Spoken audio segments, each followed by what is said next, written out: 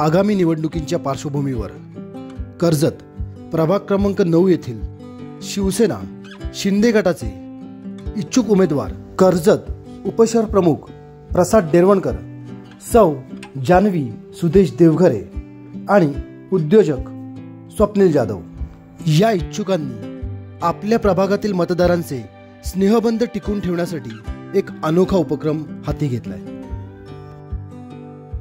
दिवाळीच्या या मंगलमय शुभमुहूर्तावर त्यांनी आपल्या मतदारांमध्ये मिठाई वाटत त्यांना या दिवाळीच्या हार्दिक शुभेच्छा दिल्या व ज्येष्ठ मंडळींचे आशीर्वाद घेतले।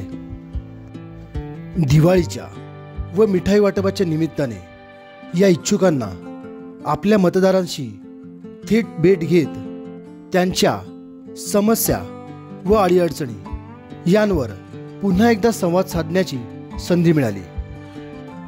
त्यामुळे त्यांच्या प्रचारालाही आपसुकच सुरुवात झाली आहे असे म्हणणे वावगे ठरणार नाही।